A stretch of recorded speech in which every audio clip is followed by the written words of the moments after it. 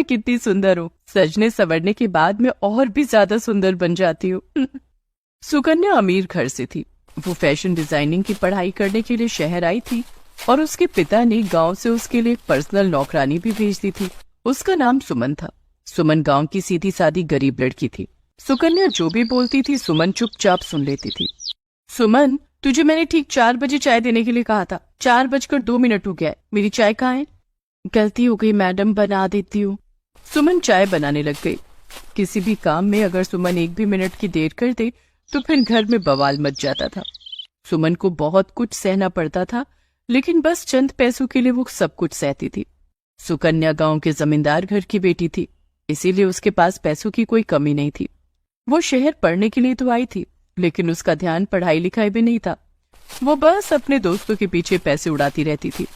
Madam बस दोस्तों के पीछे पैसे उड़ाती है, कभी नहीं पढ़ती। एक बार मैं उनकी किताबें खोलकर देखती हूँ। सुमन ने सुकन्या की किताबें खोलकर देखा। उसके अंदर सुंदर से सुंदर ड्रेस बनाने के तरीके लिखे हुए थे। सुमन पढ़ना जानती थी। वो पढ़ने लगी तभी सुकन्या वहां आ गई। क्या हो रहा है ये सब? मेरी किताबें लेकर क्या कर रही है? वो कुछ नहीं मैडम, बस देख रही थी। हाँ हाँ देख ले, वैसे भी मैं नहीं खोलती हूँ किताबें। चल यहाँ आ जा, मेरे हाथों में मेहंदी कर दे, मुझे एक पार्टी में जाना है। सुमन ने सुकन्या के दोनों हाथों पर मेहंदी लगा दी। सुकन्या को सुमन ही सजा देती थी। उसके हाथों में मेहंदी कर देती थी, जिससे सुकन्या और भी सुंदर लगती थी। सज धज कर सुकन्या पार्टी करने चली गई और सुमन किताबें खोलकर पढ़ने लगी। ये किताब तो बहुत अच्छी है। मुझे नहीं पता था कि इतनी अच्छी ड्रेस भी होती है। काश मैं भी ये सब पहन पाती। सुमन सपना देखने लगी, लेकिन गरीबों को सपने देखने में भी डर लगता है। मैं गरीब हूँ, मुझे चादर देखकर पैर फैलाना पड़ेगा। मैं ये सब सपना नहीं देख सकती। लेकिन एक बार किसी चीज का भूत माथे पर सवार हो जाए तो वो भूत उतरता थोड़ी है। सुकन्या के घर से निकल जाने के बाद सुमन हर रोज किताब खोलकर बैठ जाने लगी। सुकन्या पूरी पूरी रात पार्टी करती थी और सुमन किताबें पढ़ती थी। पढ़ पढ़कर उसने ड्रेस डिजाइन करना सीख लिया और अपने पुराने कपड़े चीड़ फाड़ कर एक नया ड्रेस बनाने लगी। उधर सुकन्या के कॉलेज में एक दिन प्रोफेसर ने कहा, सुनो सभी, तुम सबके लिए एक होम टास्क है। तुम सबको 2 दिन के अंदर एक नया ड्रेस बनाकर लाना होगा। डिजाइन बिल्कुल नई होनी चाहिए। सुकन्या मुश्किल में पड़ गई। अरे अब क्या करूं, मैं तो कुछ भी नहीं जानती हूँ, कैसे बनाऊं ड्रेस? सुकन्या के दोस्त उसे पूछने लगे, सुकन्या कुछ सोचा है कि क्या बनाकर लाएगी? नहीं यार, इतना कम समय सिर्फ 2 दिन कैसे हो पाएगा? मुझे तो कोई आइडिया ही नहीं है। सुकन्या घर लौटी। उसने देखा कि सुमन एक नया ड्रेस पहनकर आईने के सामने खड़ी है। सुमन, तुझे ये नया ड्रेस कहाँ से मिला? तूने चुराया मेरे से? नहीं नहीं मैडम, मैं चोर नहीं हूँ। तो फिर तुझे ये कहाँ से मिला? बता मुझे। मैंने बनाया है। बनाया है? लेकिन तू कैसे बना सकती है? तू तो गवार है। मैं आपकी किताब पढ़ रही थी ना, वहां से सीखा है सब कुछ। उसके बाद मैंने पुराने कपड़े फाड़कर ये नया ड्रेस बनाया है। वाह, ये तो बहुत सुंदर है। मुझे देगी, मैं कॉलेज में ले जाऊंगी और सबको दिखाऊंगी। सच में? आप कॉलेज ले जाएंगी? हाँ हाँ, क्यों नहीं। सुमन ने खुशी खुशी सुकन्या को ड्रेस दे दिया। उसके मन में पाप नहीं था, लेकिन सुकन्या उस ड्रेस को कॉलेज ले गई और प्रोफेसर को सबमिट कर दिया। ड्रेस को देखकर प्रोफेसर ने कहा, अरे वाह, ये तो बहुत यूनिक डिजाइन है। तुमने किया है ये? हाँ जी सर, और कौन करेगा मेरी नौकरानी। लेकिन तुम तो क्लास के पीछे बैठती हो, पढ़ाई लिखाई में ध्यान देती नहीं हो। तुमने ये बना कैसे लिया? कभी कभी पीछे बैठने वाले लोग भी कमाल कर सकते हैं सर। प्रोफेसर हैरान रह गए। उनके मन में डाउट रह गया। सुकन्या के दोस्त उसे चिढ़ाने लगे। अरे सुकन्या, तूने तो कहा था कि तू क्या बनाएगी उसका तुझे कोई आइडिया ही नहीं है, तो फिर इतना अच्छा ड्रेस कैसे बना लिया? जलवा है मेरा। सुकन्या डायलॉग देने में माहिर थी। यहाँ सुकन्या ये सब करती रही और उधर सुमन अपने आप से मन लगाकर पढ़ाई करने लगी। सुमन का टैलेंट देखकर सुकन्या ने उसी का फायदा उठाने के बारे में सोचा। क्यों ना अब से मैं पढ़ाई का काम सुमन से करवाऊं, इससे मुझे अच्छे मार्क्स भी मिल जाएंगे और मुझे पढ़ना भी नहीं होगा। सुकन्या वही करने लगी। कॉलेज में प्रोफेसर जो भी काम देते थे, सुकन्या आकर सुमन को बता देती थी। सुमन रात रात जागकर वो काम कर देती थी। उसमें सुमन को बड़ा मजा आता था। ऐसे ही सुमन सब कुछ सीख गई। उसके पास ड्रेस बनाने के बहुत सारे आइडिया आ गए। ऐसे ही फाइनल एग्जाम का समय आ गया। प्रोफेसर ने कहा, फाइनल एग्जाम के लिए मैं तुम लोगों को एक टास्क देता हूँ। ये टास्क खास है क्योंकि इसमें तुम लोगों को भारतीय परंपरा को सामने लाना है। तुम लोगों को ट्रेडिशनल लेकिन मॉडर्न दिखने वाले साड़ी और ब्लाउज बनाना है। सुकन्या हंसते हुए घर आई और सुमन को बता दिया। सुमन काम पर लग गई। रात भर पार्टी करने के बाद सुकन्या सुबह घर आई और सो गई। सुमन साड़ी और ब्लाउज बनाने लगी। तभी उसे घर के सामने से कॉलेज के प्रोफेसर जा रहे थे। उन्होंने सोचा, यही सुकन्या का घर है ना, जरा देखो तो वो क्या कर रही है। प्रोफेसर घर के पास आए और खिड़की से देखा कि सुकन्या सो रही है और उसकी नौकरानी काम कर रही है। उन्हें सब कुछ समझ में आ गया। अच्छा तो ये बात है, तभी तो मैं बोलूं कि ये नालायक लड़की इतने अच्छे अच्छे ड्रेस कैसे बना रही है। प्रोफेसर घर के अंदर घुस गए। सुकन्या जाग गई। सर आप? मुझे सब कुछ समझ में आ गया है। असली टैलेंटेड तो ये है, तुम बस इसे यूज कर रही हो। तुम्हारा नाम क्या है बेटी? जी सुमन। सुनो सुमन, आज से तुम इस नालायक लड़की का कोई काम नहीं करोगी। तुम मेरे साथ चलो, फाइनल एग्जाम में तुम भी भाग लोगी। प्रोफेसर सुमन को लेकर चले गए। अरे यार, अब क्या होगा? मैं एग्जाम कैसे दूंगी? जाने से पहले सुमन ने साड़ी बना लिया था, लेकिन ब्लाउज नहीं था। बस मुझे ब्लाउज चाहिए। उधर सुमन ब्लाउज बनाएगी और मैं उससे चुरा लूंगी। उधर प्रोफेसर के घर में रहकर दिन रात मेहनत करके सुमन ने बहुत अच्छी साड़ी और ब्लाउज बना लिया। एग्जाम की पहले वाली रात को वो सो गई। उसी मौके का फायदा उठाकर सुकन्या चुपके से अंदर आई और ब्लाउज चुरा लिया। अगले दिन सुबह नींद से उठकर सुमन हैरान हो गई। ब्लाउज? मेरी साड़ी का ब्लाउज कहाँ है? कुछ ही देर में कॉलेज जाना था, लेकिन सुमन का दिमाग बहुत तेज था। उसने देखा कि सामने एक मेहंदी पड़ी हुई है। उसने साड़ी पहन ली और मेहंदी से अपने शरीर पर ब्लाउज बना लिया और उसी तरह कॉलेज चली गई। उसने देखा कि सुकन्या उसका बनाया हुआ ब्लाउज पहनकर आई है। उसे सब कुछ समझ में आ गया, लेकिन सुमन की मेहंदी वाली ब्लाउज को देखकर सभी हैरान हो गए। ये गांव की लड़की ये कैसे बना सकती है? प्रोफेसर ने कहा। देखो सब लोग, किसी में टैलेंट और इच्छा हो तो वो क्या कुछ नहीं कर सकता। ट्रेडिशनल मेहंदी से ब्लाउज और मॉडर्न तरीके से साड़ी बनाकर सुमन ने हम सबका दिल जीत लिया है। इसे शहर की सबसे बड़ी कंपनी में नौकरी मिलेगी। सभी तालियां बजाने लगे। प्रोफेसर ने सुकन्या को फेल कर दिया। चोरी करके भी सुकन्या हार गई। उसे कहीं भी नौकरी नहीं मिली। दूसरी ओर सुमन को सबसे बड़ी कंपनी में लाखों रुपए की नौकरी मिल गई। ये सुनकर सुकन्या के पिता गुस्सा हो गए और सुकन्या की शादी करवा दी। और उधर सुमन अपने टैलेंट के दम पर खुशी खुशी जिंदगी गुजारने लगी। आदित्य ने माँ के गले लगकर कहा, अच्छा माँ, मैं चलता हूँ। अपना और पापा का ख्याल रखना। भैया आप जल्दी वापस आ जाना। कोशिश करूंगा स्वीटी, लेकिन जब तक कंपनी का प्रोजेक्ट पूरा नहीं हो जाता मुझे वहाँ ही रुकना पड़ेगा। ना जाने तू गांव में कैसे रहेगा। तूने तो कभी गांव देखा भी नहीं। तुम परेशान मत हो माँ, मैं सब मैनेज कर लूंगा। आदित्य बेटा, तुम रोज हमें वीडियो कॉल करना। तुम्हें देख लेंगे तो हमें चैन मिल जाएगा। जरूर करूंगा पापा। आदित्य ने महेंद्र के पैर छुए और स्वीटी को बाय किया। उसके बाद गांव के लिए रवाना हो गया। दरअसल आदित्य एक प्राइवेट कंपनी में सिविल इंजीनियर के पद पर काम करता था। कंपनी की तरफ से उसे कुछ दिनों के लिए शहर से दूर भजनपुर गांव भेजा जा रहा था, जहां एक पुल बनाया जाना था। दिन भर के सफर के बाद आदित्य रात में भजनपुर गांव पहुंचा, जहां उसके रहने के लिए कंपनी की तरफ से एक गेस्ट हाउस बुक किया गया था। आदित्य ने वहां जाकर खाना खाया और आराम करने लगा। दूसरे दिन सुबह जब वो सोकर उठा तो उसके सामने एक बहुत सुंदर सी लड़की चाय लेकर खड़ी थी। तुम कौन हो और यहाँ क्या कर रही हो? हमारा नाम चुलबुल है। वो जो रामू काका है ना, जो इस गेस्ट हाउस की देखभाल करते हैं, वो हमरे बाबू हैं। बाबू बोले कि हम आपको चाय पिलाई दें, यही से हम आपके लिए चाय लेकर आए हैं। उठिए बाबूजी, चाय पी लीजिए, एकदम गर्मा गर्म है। चुलबुल अपनी लंबी चोटी को हाथ में लेकर खेलने लगी और हंसने लगी। आदित्य को चुलबुल का ये चुलबुला अंदाज काफी भा जाता है। ठीक है, मैं चाय पी लूंगा। तुम जाओ, रामू काका से कह देना कि मेरे लिए नाश्ते में आलू के पराठे बना दे।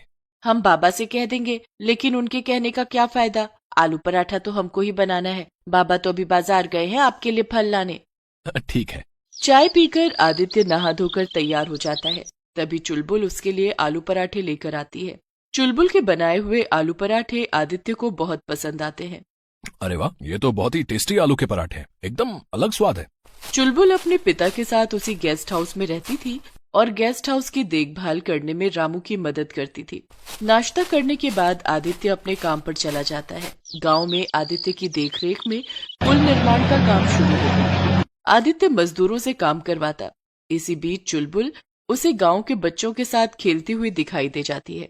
चुलबुल कभी बंदर का भेष बनाकर तो कभी दूसरे जंगली जानवरों की खाल ओढ़कर बच्चों को डराती और उनके साथ खूब मजे करती। बड़ी हंसमुख लड़की है। इसका बचपना अभी तक नहीं गया। हम शहर के लोगों को इतनी मस्ती भरी जिंदगी कहाँ नसीब होगी।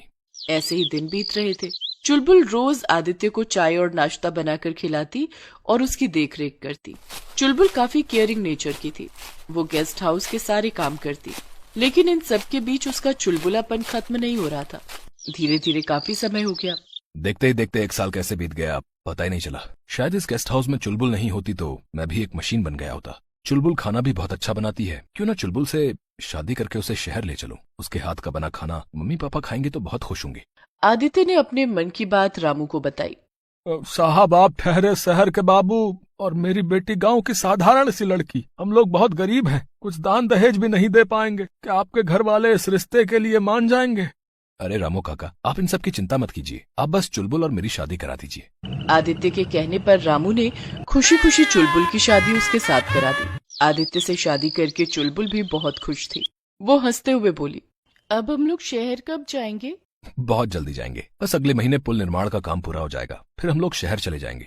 ऐसा ही हुआ। अगले महीने पुल बनकर तैयार हो गया और आदित्य चुलबुल को अपने साथ लेकर शहर जाने लगा। रास्ते में, अरे चुलबुल, तुम्हारा सामान तो बहुत ज्यादा है, इतने बड़े बक्से में क्या रखा है? इतना सारा सामान लेकर शहर जाने की क्या जरूरत थी? मैं वहाँ तुम्हें सारी नई चीजें दिला देता।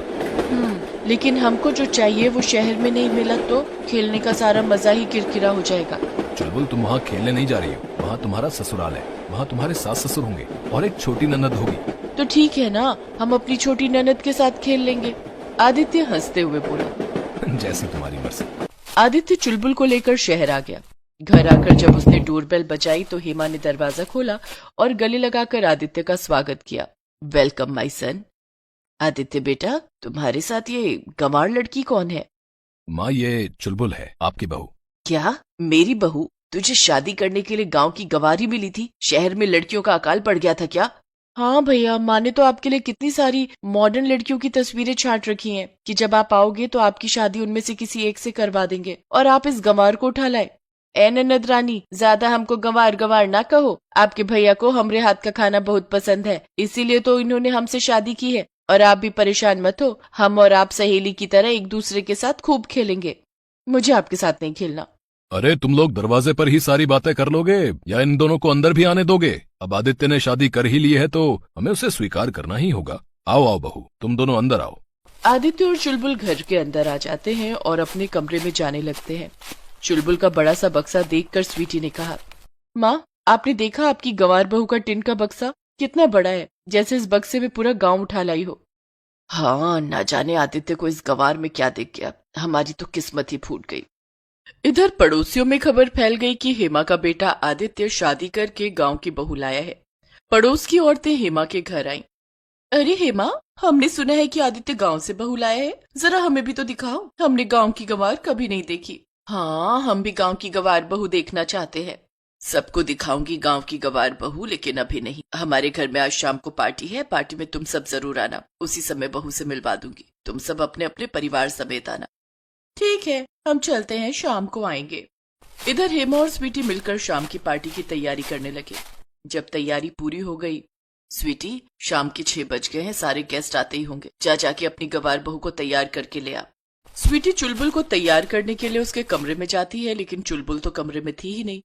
पूरे घर में चुलबुल को खोजा जाने लगा, लेकिन चुलबुल कहीं नहीं मिली। मेहमान आने लगे हैं, न जाने बहू कहाँ रह गई, तुम सब मिलकर उसे ढूंढो। तभी मेहमान हेमा से चुलबुल के बारे में पूछने लगे। हेमा, कहाँ है तेरी गंवार बहू? उसे बुला जल्दी, हम उसे देखने आए हैं। हम भी तो देखें गांव की लड़की कैसी होती है। अब हाँ, अभी बुलाती हूँ, तब तक आप लोग शरबत पीजिए। हेमा शरबत का ग्लास सुजाता के हाथ में देने ही वाली थी कि लाइट चली जाती है और पूरे हॉल में अंधेरा छा जाता है और शेर के गुर्राने की आवाज आने लगती है। शेर के गुर्राने की आवाज सुनकर सारे लोग डर के मारे चीखने लगते हैं और तभी लाइट आ जाती है। सभी मेहमानों के सामने एक शेर खड़ा था और गुर्रा रहा था। सारे मेहमान जान बचाकर भागने लगते हैं। शेर दौड़ दौड़ कर उनका पीछा करने लगता है। जब तक सारे मेहमान भाग नहीं गए तब तक शेर गुर्राता रहा। सारे मेहमानों के चले जाने के बाद चुलबुल ने शेर की खाल उतारी। चुलबुल, तुम? हाँ, हम ही है शेर। बड़ा आए थे गांव की बहू देखने, हमको गंवार कह रहे थे ना, अब देखो ये गंवार क्या करती है। लेकिन तुम ये शेर की खाल कहाँ से लाई? तो हम गांव से लाए थे। आप पूछत रहे ना कि बड़ा सा बक्सा में का है, यही खाल था। हम तो सोचे थे कि शेर की खाल पहनकर ननद के साथ खेलेंगे, हम उसके लिए भी एगो खाल लाए रहे। लेकिन यहाँ तो सब शहरी लोग हमरा के गवार कहत रहे, तभी हम सोचे कि ए सबन के मजा चखाए दे। ये जो सारा सामान बिखर गया है इसे कौन ठीक करेगा? ई तो हम 2 मिनट में ठीक कर देब सासू माँ, चिंता नहीं करो। चुलबुल जल्दी जल्दी सारा सामान समेटने लगती है और मिनटों में सारे हॉल को व्यवस्थित कर देती है। इसी तरह दिन बीत रहे थे। चुलबुल की मस्ती शहर में भी जारी थी। एक दिन वो शेर बनकर कभी बालकनी में तो कभी लिफ्ट लॉबी में घूम रही थी। उसे देखकर पड़ोस में रहने वाले सभी पड़ोसी डर के मारे सोसाइटी छोड़कर भाग गए और सोसाइटी के गार्ड से शिकायत की कि सोसाइटी में शेर आ गया है, उसे पकड़कर चिड़ियाघर में छुड़वाया जाए। सोसाइटी के सिक्योरिटी ऑफिसर ने शहर के चिड़ियाघर में इस बात की खबर दी। थोड़ी ही देर में चिड़ियाघर के कुछ अधिकारी शेर को पकड़ने हेमा के घर आ गए। जी कहिए, आप लोग कौन है? हम लोग चिड़ियाघर से आए हैं। हमें खबर मिली है कि आपके घर में एक शेर है। हम उसे पकड़ने आए हैं। हे भगवान, अब यही होना बाकी रह गया था। कौन है माँ? चिड़ियाघर के अधिकारी आए हैं शेर को ले जाने। चुलबुल को चिड़ियाघर भेज दे, वैसे भी उसकी जगह वहीं है। हम तो उससे परेशान हो गए हैं। तभी चुलबुल भी वहां आ गई और अपने साथ शेर का नकली खाल भी लेकर आई। उसने चिड़ियाघर के अधिकारियों से कहा, देखिए साहब, हम ही हैं वो शेर। जी? शहर के लोग हमका गवार गवार बोल रहे थे, यही से हम इस शेर की नकली खाल पहनकर शेर बनकर सबको डरा रहे थे। ओह, लेकिन आगे से ऐसा मत कीजिएगा, नहीं तो डर के मारे किसी की जान भी जा सकती है। आप भी सबको बोल दीजिए कि हमको गवार ना बोले। चिड़ियाघर से आया अधिकारी हेमा के पड़ोसियों से रिक्वेस्ट करता है कि चुलबुल को कोई गवार न कहे। सभी लोग चुलबुल से माफी मांगते हैं और उसे दिल से अपना लेते हैं। आदित्य के घर वालों ने धीरे धीरे चुलबुल को शहर के तौर तरीके सिखाकर उसे मॉडर्न बना दिया।